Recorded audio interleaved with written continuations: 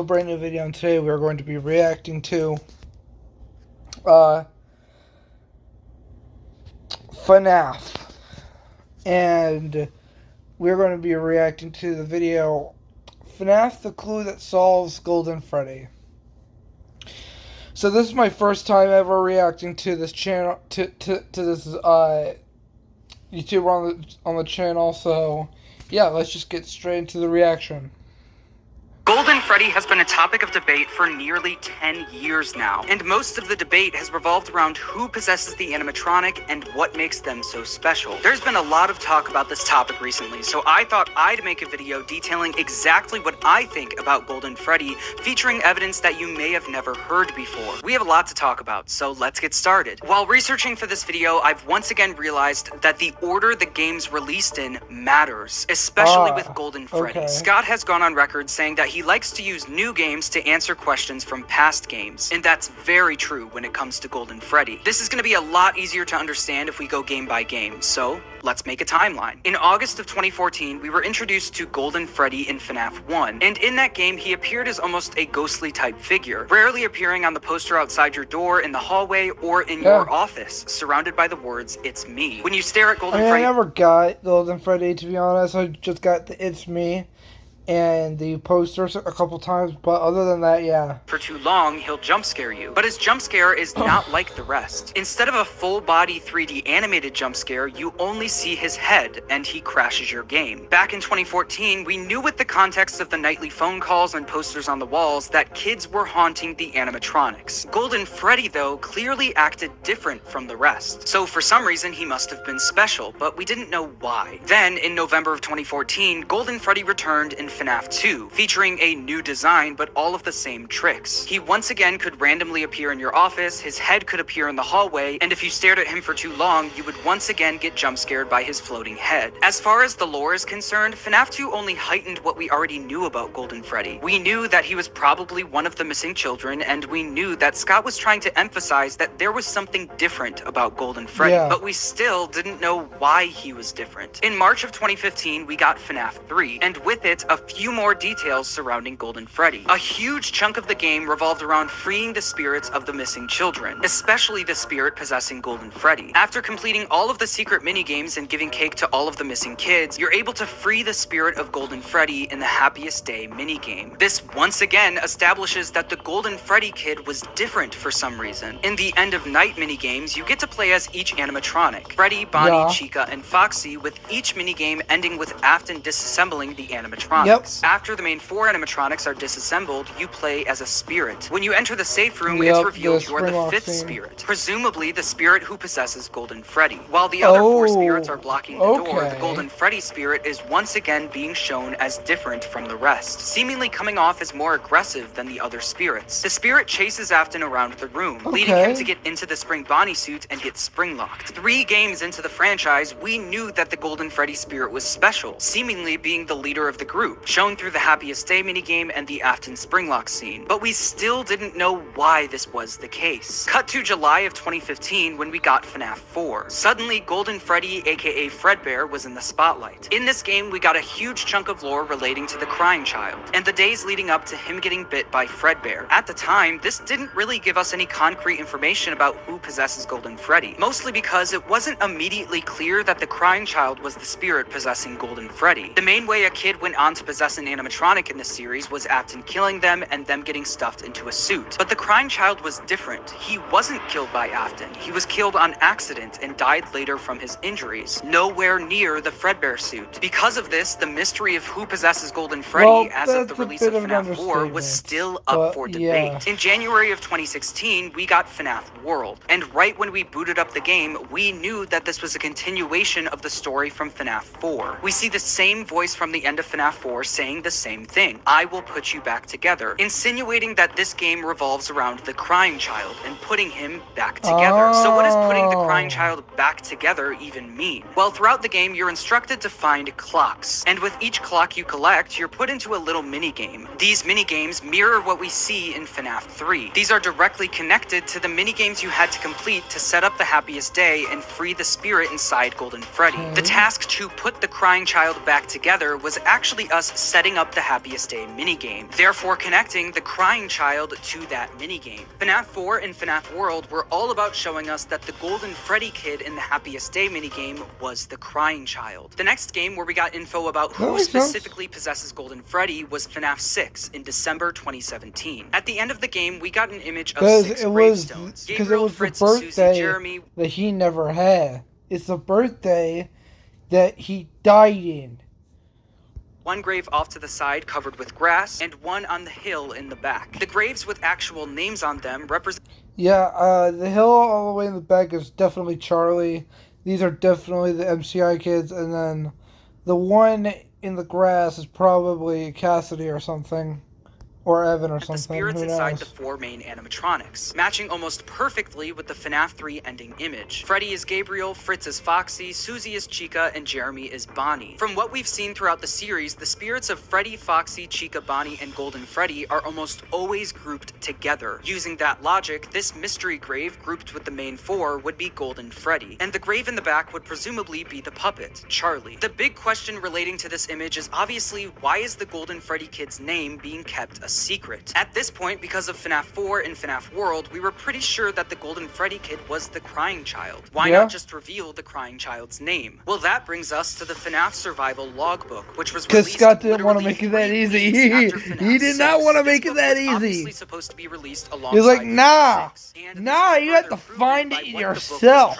Tell us. It's revealed that the book was an old security logbook that once belonged to Michael Afton. It's established that Michael wrote in the book using red pen, so whenever we see a drawing or words written in red, we know it was him. But if you look closer, you can see that there's another entity talking in the book, speaking through the faded writing. They mostly ask a bunch of questions, such as, is this song familiar to you, and what can you see? But the most important thing they write is the words, my name. You can see this a few times throughout the book, but most notably, you can see it written on a gravestone that Michael drew. With this book being released so close to FNAF 6, Scott was clearly using it to give us the name of that 5th spirit, the Golden Freddy spirit. And you would think that the FNAF community, one of the most dedicated and lore-hungry communities on the planet, would figure this out in no time. But looking back, that was not the case. While researching for this video, I was reminded that it literally took 6 months for the community to find the name. Reddit user DPowerful1 figured out that if you use the random numbers scattered throughout the book and plug them into the word search, you get Cassidy. Cassidy was the name of the kid inside Golden Freddy. And I think it's important to point out that Cassidy only writes the words my name on pages that give us the numbers to help find the name Cassidy, solidifying to me that the name Cassidy belongs to the spirit writing in faded text. But like I said earlier, Cassidy can be seen asking questions throughout the book, and someone does respond to those questions, but it's not Mike. It's a third entity speaking in the book. When Cassidy asks, what do you see? They respond, I can't see, altering the text on the page. But a big question that reveals the identity of the third speaker is, does he still talk to you next to the Fredbear plush? And was your favorite childhood toy a plastic purple telephone? These questions are clearly telling us that the entity speaking through the altered text is the crying child. At this point, everyone was confused. The last few games were basically flat out telling us that the Golden Freddy spirit, especially in the Happiest Day minigame, was the crying child. And now we've got this book telling us that there's another spirit named Cassidy who is also claiming to be the Golden Freddy spirit. We now have 2 kids claiming to be the spirit inside Golden Freddy. How can this work? Well, let's talk about Ultimate Custom Night, released in June of 2018, only 3 weeks after Cassidy's name was found. At this point, everyone in the series, including Afton, was burnt to the ground by Henry in FNAF 6. Henry tried to put an end to everything, but there's one spirit who wouldn't let William Afton rest. Enter the one you should not have killed. What we learned through all of the voice lines in the game is that this kid, the one you should not have killed, does not want William Afton to rest. He wants revenge, so he's keeping Afton trapped in an endless loop of death, forcing him to die over and over again. You can even see the face and hear the voice of the one you should not have killed throughout the game. His face shows up randomly in the death screens, and his voice can be heard through the mediocre melody animatronics. We've only just begun. I will never let you leave. I will never let you rest. So who is the one you should not have killed? Well, I think the final cutscene of the game gives us that answer. If you get a score of at least 9800, you unlock the final cutscene, where we see Golden Freddy twitching with both eyes lit, fading into the darkness. This lines up directly with what we learn about the one you should not have killed. A spirit that refuses to move on, who wants revenge on William Afton. I will hold you here. I will keep you here, no matter how many times they burn us. To me, this heavily implies that the one you should not have killed is not only the spirit inside Golden Freddy, but Cassidy, the second spirit inside Golden Freddy that we were introduced to in the logbook. Like I said earlier, Scott likes to use new games to answer questions from past games. Because of this, the order in which FNAF games and products are released is very important. In FNAF 6, Scott introduced a question: what is the name of the Golden Freddy kid? 3 weeks later, Scott released the survival logbook, where he gave us the answer. But even though we got that answer, the logbook introduced a few new questions. We know Cassidy isn't the crying child, so who are they? Why are they important, and how can there be two spirits claiming to be inside of one animatronic? 6 months after the logbook came out, we got Ultimate Custom Night, where we got the answers to those first two questions. All of that build up, from the mystery grave in FNAF 6, to finding Cassidy's name in the logbook, to figuring out that Cassidy is not the crying child, but a separate character also inside of Golden Freddy, all of that build up led us to Ultimate Custom Night, where we see this new character take center stage as the one you should not have killed. But there's still one question left. There are two spirits claiming to be inside Golden Freddy, Cassidy the Vengeful Spirit and the Crying Child. How does that work? Well, a year and a half after Ultimate Custom Night, the Fazbear Frights books started coming out. And in these books, we got the story of the Stitch Wraith, an animatronic that contains the spirits of two kids, Jake and Andrew. Andrew and Jake. Yeah. Andrew is revealed to be a victim of William Afton, who is very vengeful and angry. Jake is revealed to be a kid who was not killed by William Afton, but died from a brain tumor surrounded by his plushie that had a walkie-talkie inside of it. This directly mirrors what we see with Cassidy and the Crying Child. Cassidy, the more vengeful spirit killed by William Afton, and the Crying Child, the one who wasn't killed by Afton, but died from a brain injury, both possessing one animatronic. In the Stitch Wraith stories in the Fazbear Frights books, we hear a lot about the dynamic between Andrew and Jake. We learned that they both possess different parts of the animatronic. Andrew possesses the body, while Jake possesses the head. Because Jake possesses the head, he is in control of the animatronic's movements and can see the outside world. Since Andrew possesses the body, he can't see anything or move the animatronic. What's also made clear is that they both don't remember very much about their past, and that they can talk to each other from inside the Stitch Wraith, with them mostly trying to figure out what they remember. If you haven't put it together yet, this is exactly what we see in the survival logbook. Cassidy and the Crying Child possessing the same animatronic, talking to each other, trying to figure out what they remember. Cassidy says, "What do you remember? Was your favorite childhood toy a plastic purple telephone?" But the most important question in the whole book is this. Cassidy says, "What do you see?" And the Crying Child responds, "I can't see." This exactly mirrors what we see with Andrew and Jake. Quote, "Hi Andrew," Jake said. "Why can't I see anything?" Andrew demanded. "How come you can see and I can't?" In the books, Andrew, the vengeful and angry spirit, possesses the body of the Stitch Wraith and can't see. And Jake, who isn't vengeful and wasn't killed by Afton, possesses the head and can see. What the logbook is telling us, though, is that in the games, it's the exact opposite. The Crying Child is the one who says he can't see, which means he is the one possessing the body of Golden Freddy, while Cassidy, the vengeful spirit, is the one possessing the head. It's not the Crying Child in control, it's the vengeful spirit Cassidy. The Crying Child is helpless. All he can do is try to reach out and tell his brother Michael that he's there too. It's me.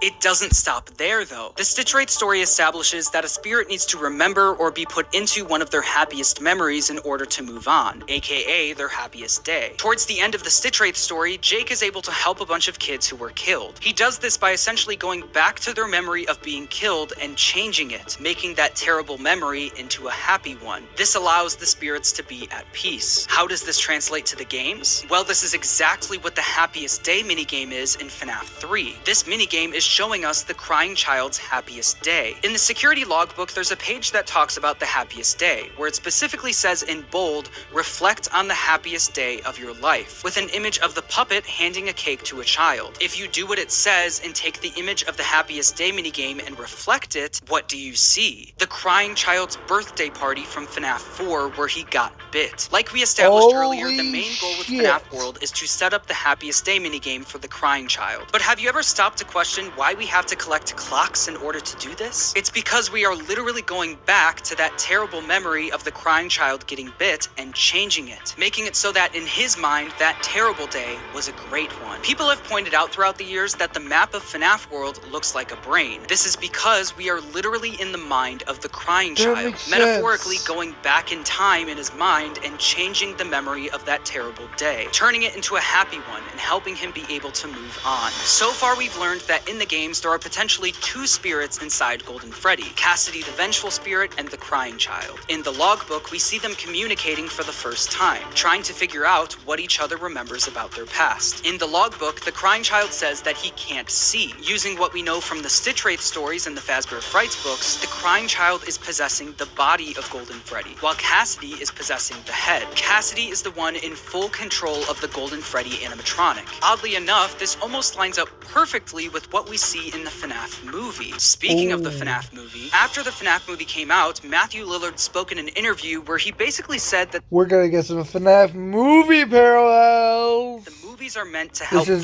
the blanks of the story in the games. Frankly, our job in that movie is to deliver lore, but so much of the game is like fans have for so long filled in the blanks, and our job is to fill in where we can and what Scott and Emma thinks appropriate. And I think that's especially true for Golden Freddy. The Golden Freddy kid is clearly established to be the leader of the group and is in full control of the Golden Freddy animatronic. If everything I've presented in this video is true, that would make this kid Cassidy, our vengeful spirit from the games. And if you look at the picture... Plus, they look all very alike. Like, that one has the same haircut as that photo. They both have, like, the same facial expression. They both look very similar. Of the vengeful spirit in the games next to the Golden Freddy kid in the movie, they are nearly identical. But if this kid is our Cassidy stand-in, that would also mean that he's not the only one possessing Golden Freddy in the movie. Him having full control of the animatronic lines up with what we presented earlier. But is there any proof that there's a second spirit inside Golden Freddy in the movie? No. Well, throughout the movie, we get to see this drawing of the 5 missing children holding hands with Spring Bonnie. We've got Foxy, Chica, Freddy, Bonnie, and the blonde-haired Golden Freddy kid. But if you look closely, you can see that there's something different about the Golden Freddy. I watched this shit 1,000 times. How did I not notice that? How did I not notice that? Freddy kid. What's different is that his face was glued on top of another How did I not kid's notice face. that? There's I another watched this kid shit possessing Golden 1,000 Freddy times. How did I not by the fucking notice that? Just like we see in the books, and just like what I think we're seeing in the games. Who is the other kid inside Golden Freddy What in the the movie? fuck? I think it might actually be Garrett, Michael's younger brother. And just like in the games, Michael's younger brother is helpless and not in control of Golden Freddy. All he can do is try to reach out in any way he can, trying to let his brother know that he's here too. It's me. That's what the "it's me" was there for on the mirror thing. That's what it fucking was. That's what it was. Oh shit! I thought that was just a fucking reference, but no, it is not. Fuck. Changing people's bad memories and making them good memories is something we see in the books and the games. And I think Scott was trying to strengthen this idea in the movie. The Golden Freddy kid is able to go into Mike's dream and change his memory of the day his brother was taken. But instead of doing this for good, he does this to trick Mike into giving up his younger sister. Yeah, he does. He does. He says they want Abby. And then Mike says yes. And then later on, he freaking regrets it. The movie then ends with Afton getting spring-locked and being locked away. In the minigame version of this from FNAF 3, the Golden Freddy spirit is seen as the leader of the pack and the more aggressive one. And it's even Golden Freddy who closes the door on him. Dude, it's even Cassidy who does that. I think the movie only strengthened that idea, with the final scene being Cassidy closing the door on Afton as he's getting Yeah, I think it's yeah. important to encourage you to do your own research and come to your own conclusions, because a lot of conclusions... Don't worry, Matt. Or not Matt. Oh my god. Don't worry, FNAF. I will. I will. I will not take credit for your work. But I do agree with where you're going with this. I do agree with you. Depend on how you interpret certain evidence. For example, a lot of people think that this little girl in the survival logbook is Cassidy, but I don't think that's the case. If this is supposed to be representing the happiest day minigame, that minigame, in my opinion, clearly has everything to do with the crying child and nothing to do with Cassidy. As much as I want this drawing to mean something, I don't think it does. Also, that's true, because the crying child is the one who didn't get that birthday. So that would make a whole lot of sense. A lot of people think that the character of Andrew is an actual character in the games and is the one you should not have killed, not Cassidy. And I think people are valid for thinking that. I'm not going to say that the story of the Stitch Wraith is the same as the story of Golden Freddy. Yeah, but at the same time, that doesn't really make any sense because we've never seen Andrew in the games, to be honest. There are differences. But I do think other than the black tuft of hair in that one Springhawk suit, I don't think we've ever seen Andrew.